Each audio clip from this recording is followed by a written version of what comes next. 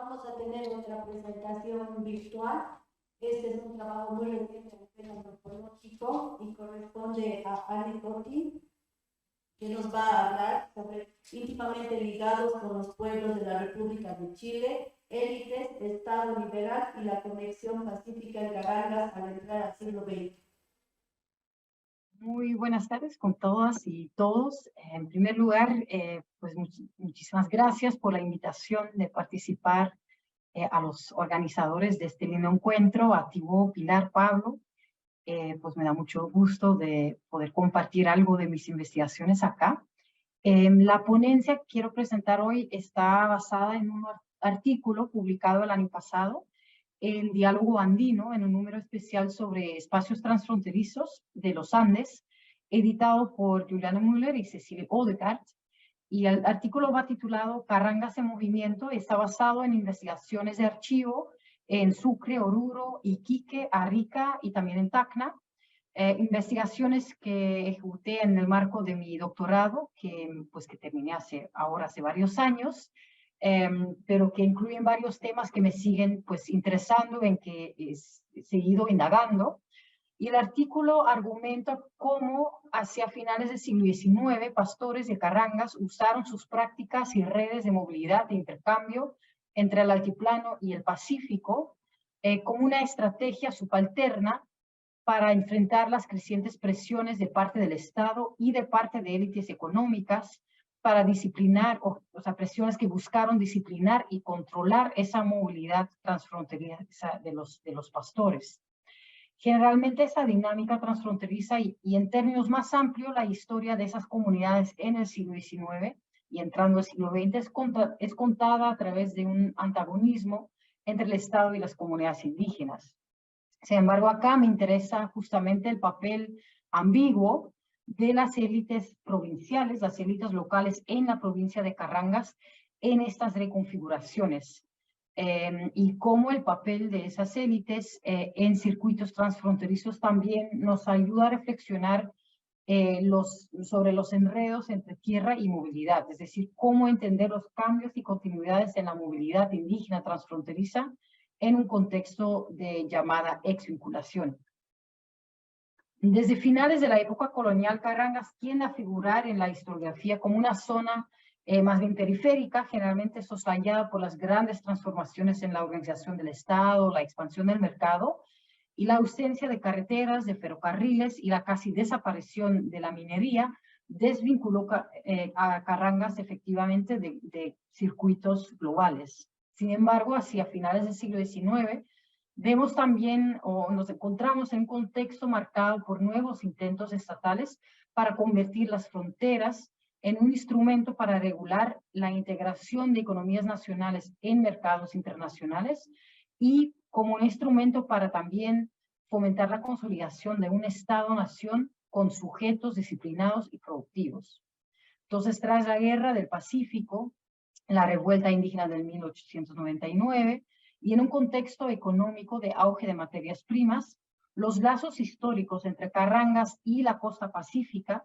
fueron cada vez más contestados por un Estado que buscó controlar e integrar la movilidad, el comercio, el patriotismo en un nuevo régimen fronterizo. Más que vigilancia de una línea externa, el régimen fronterizo demandó un control interno sobre poblaciones y sus recursos. Entonces, si bien Carangas no parece ocupar un papel prominente en la historiografía del siglo XIX en Bolivia, la región sí experimentó más presiones justamente por su carácter fronterizo. Y así, por ejemplo, encontramos en un informe de la prefectura de Oruro en 1916 sobre la provincia de Carangas, que la nacionalización de los vecinos de aquellas apartadas comarcas que íntimamente ligados con los pueblos de la República de Chile, por razones de comercio y relaciones más frecuentes de vecindad, no tienen afecto a su patria, cierra las comillas. Y más tarde, en 1931, encontramos en otro informe del prefecto sobre la misma provincia que los contrabandistas encuentran fácil sus empresas en esta provincia. La vigilancia de nuestra frontera se encuentra abandonada, constituyendo un verdadero peligro dado el espíritu conquistador de nuestro vecino internacional. El descuido de esa región no puede subsistir por más tiempo, para no tener que lamentar lo que hoy deploramos, el haber abandonado la región del Chaco. Pues vemos que hasta bien entrando en el siglo XX, prácticamente todos los informes, estos son solo unos ejemplos de muchos más, que esos informes demuestran una gran inspiración, pero también una total incapacidad de parte del Estado para controlar esa frontera tan extensa hacia el nuevo vecino, en ese caso de Chile. La desesperanza expresada en esos informes gubernamentales deja claro que la población local era mucho más exitosa en apropiarse de la frontera en función de sus propias estrategias económicas. La ausencia de carreteras y otra infraestructura constituyó un obstáculo para atraer inversiones y conectar con mercados regionales, pero para los pastores andinos esa ausencia de carreteras, infraestructura, no era tanto un obstáculo, sino que les daba cierta ventaja comparativa. Así, por ejemplo, otra vez un ejemplo de muchos informes donde en 1909 leemos que los impuestos de la sal, los cueros y de las lanas de alpaca no se pagan en la provincia de Carangas porque la acción fiscal está burlada por los indígenas que, comerciando con estos artículos, toman caminos desiertos y rutas desconocidas para hacer sus negocios, ciertas comidas. Las comunidades de Carangas y sobre todo las comunidades occidentales en la frontera seguían poniendo en práctica esa histórica conexión con la costa pacífica y con todos los valles y pueblos en el camino, de forma activa, activamente, pero también simbólicamente. Los puertos, los ferrocarriles, las banderas pintados en el baptisterio de Zavalla, que vemos acá en la foto, el fresco de 1892. Esos puertos y ferrocarriles evocan un mundo comunitario que busca dar continuidad a pesar de esas presiones y esa frontera más controlada, por lo menos con intentos de controlarlo más, de dar pues continuidad a esas relaciones. Los pastores de Carangas aprovecharon la complementariedad del paisaje andino, las habilidades de manejo ganadero, la propiedad de pastos significativamente extensos y la extracción de lana y la sal para iniciar redes de reciprocidad, también como la ubicación de sus comunidades de forma estratégica sobre rutas de trueque y rutas comerciales para conectar el interior boliviano con la ruta hacia el Pacífico. Durante el auge salitrero, la frontera forjó una relación aún más estrecha entre la circulación del salitre de Tarapacá y la lana de Carangas, basado en estos circuitos históricos de intercambio entre lo que hoy son las regiones de Arica, Parinacota y de Tarapacá, en lo que hoy es Chile, y de Tacna en Perú, con la provincia de Carangas. Pues este mapa presenta pues una reconstrucción muy básica de las rutas que tomaron tanto pastores, pero también otros transportistas, comerciantes de Carangas. Pues es una reconstrucción con base en varios archivos muy fragmentados y que nos muestran una diversidad de productos, destinos, modos y esferas de intercambio que integran esas rutas y que nos muestran una complejidad o lo que Gilles Rivière ha llamado una cadena de intercambio compleja, es decir, un sistema de circuitos que no se deja condicionar por lógicas de intercambio mutuamente excluyentes, sino que se van integrando, combinando, complementando. Acá no tengo el tiempo para ir más en detalle, pero es pues una cantidad de datos de todo lo que circulaba por estos puntos. Pues, sin embargo, el vacío de poder dejado por la incapacidad estatal y por el producto de rechazo local a las nuevas imposiciones no se trasladó o no se tradujo automáticamente o simplemente en mayor flexibilidad para los pastores, sino que produjo un juego de poder a nivel local entre varios actores. Y en el particular un grupo pequeño pero poderoso de agentes comerciales y representantes del Estado lograron aprovechar la alta movilidad transfronteriza en la región y la capacidad de supervisión casi nula por parte del Estado para controlar el acceso a redes comerciales transnacionales. Y de esa forma, esa élite local logró pues privar a muchos de los pastores importantes fuentes de prosperidad. Estamos hablando de los llamados vecinos, una nueva élite provincial que se fue formando con el asentamiento de familias blancas y mestizas desde finales de la época colonial, que fueron atraídos a la región por las ventajas comerciales de la frontera, la proximidad de los puertos en el Pacífico, varios recursos locales, y establecieron sus negocios comerciales y almacenes a lo largo de esa frontera. Las fuentes archivísticas los identifican particularmente en la ruta pues hacia Arica y Tacna, esos puntos naranjas, y en su mayoría dedicados al comercio de importación y exportación de lana, carbón y alcoholes, aunque algunos también emprendieron negocios en la minería. Desde esos puntos estratégicos lograron en gran medida monopolizar el flujo comercial entrando y saliendo de la provincia. Algunos formaron sociedades que combinaron estos diferentes negocios con la adquisición de contratos de grandes casas comerciales, como por ejemplo Guillermo Fuen, que fue de descendencia alemán y que representó a la Casa Blondel de Oruro. Y los vecinos diversificaron también sus fuentes de ingreso entre el comercio, el contrabando, cargos fiscales en representación del Estado y relaciones de créditos a nivel regional. Varios reforzaron sus estrategias de acumulación, adquiriendo acceso a ciertos oficios administrativos locales por medio del arriendo de funciones o la colección de impuestos, y además fortalecieron su monopolio con la venta forzada a comunarios o a comunidades enteras y la creación de relaciones de compadrazgo con sus proveedores rurales, y como vamos a ver, también integrándose más en la comunidad, accediendo a tierras de comunidad en Carangas. La expansión y consolidación de esa élite fue a costo de una progresiva precariedad de los pastores y redes comerciales. Si bien investigaciones sobre la movilidad transfronteriza, sobre todo al lado chileno de la frontera, nos indican un aumento en la participación indígena en estos espacios mercantiles, observamos una estratificación progresiva de los diferentes participantes dentro del comercio transfronterizo. Entonces, si bien vemos una gran participación indígena en esos redes, fue mayormente en una posición secundaria, dependiente. Y es una tendencia que es difícil de cuantificar, sobre todo dado la situación de las fuentes, pero se observe indirectamente en los rastros archivísticos de contratos. O sea, la documentación dejada sugiere que la contratación, generalmente eso pasó entre comerciantes no indígenas, mayormente hombres y a veces internacionales, con arrieros indígenas. Esa contratación se volvió una práctica más común en la importación y exportación de alcoholes y de ganado lanar.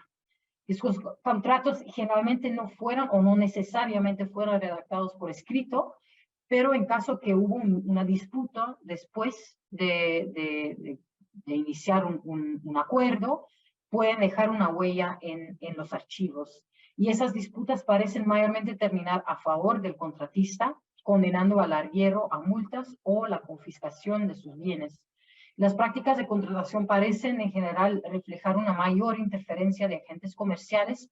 empujando así los pastores de Carangas en una participación secundaria como arrieros dependientes de esos contratos y de esas relaciones desiguales.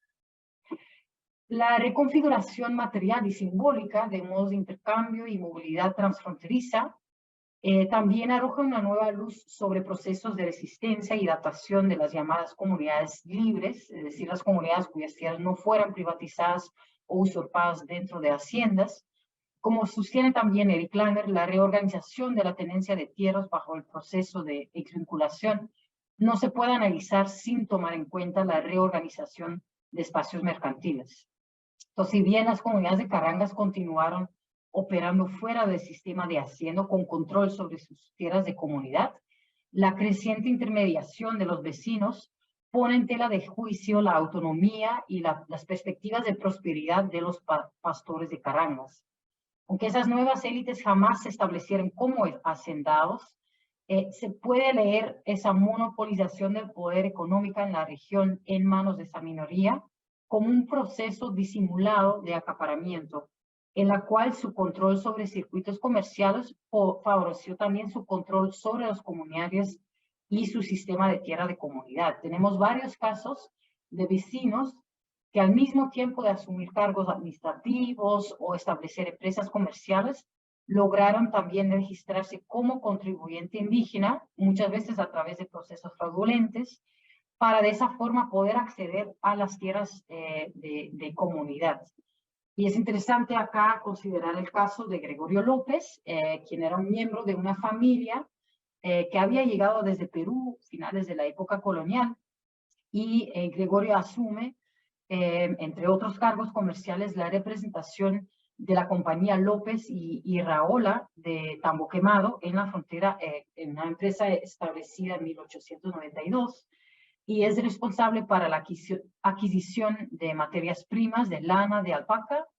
en todos los cantones de Carangas, y también supervisa la explotación del azufre en Capurat. Es decir, que él tiene claramente una posición de élite en sentido económico, pero al mismo tiempo encontramos también al mismo Gregorio López en los registros de las visitas, registrado como contribuyente indígena en la marca, en uno de los años de Turco.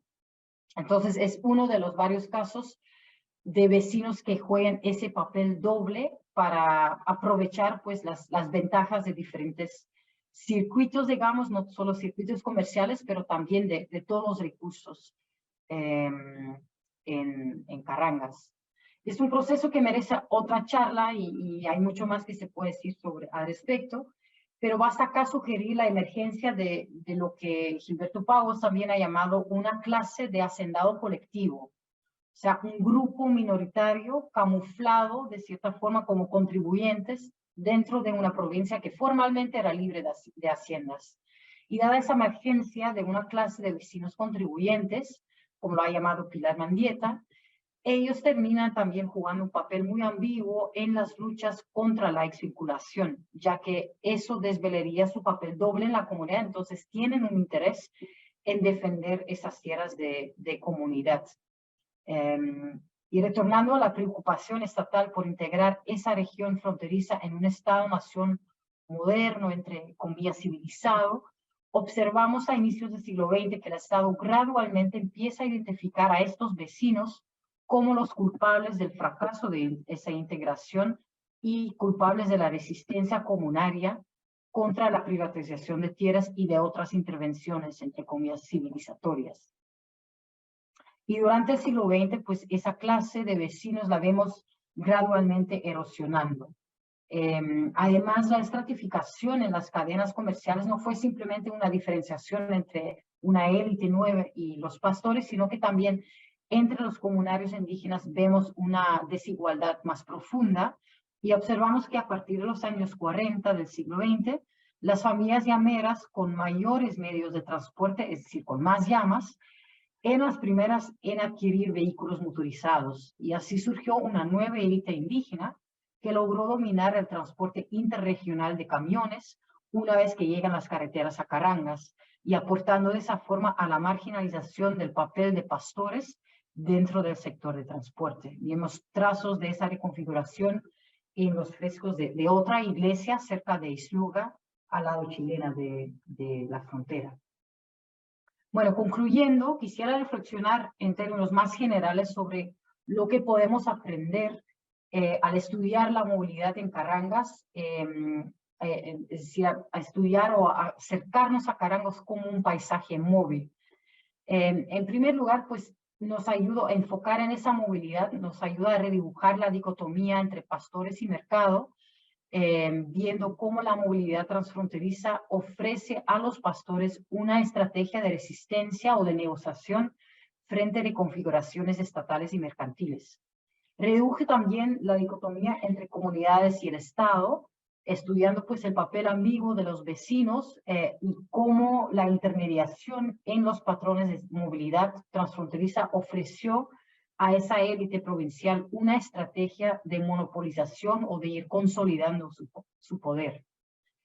Y redibuja también dicotomías entre tierra y movilidad, algo supuestamente estático y la movilidad, viendo que la reproducción de sistemas de tierras de comunidad o de ciertas formas de manejar la tierra están íntimamente vinculados con patrones de movilidad en organizar la comunidad y las familias. Y de esa forma, pues también redibuja un poco una conceptualización de paisajes y geografías delimitadas por ciertas líneas, así fijarlos en el mapa, pues geografías y paisajes que no son divididas por fronteras, sino que son organizados en torno a fronteras y a través de la movilidad. Y de esa forma podemos pensar en Carangas como un paisaje móvil. Y es una reflexión que pues es un punto de partida para un nuevo proyecto de investigación que estoy iniciando el año próximo con la Universidad de Tarapacá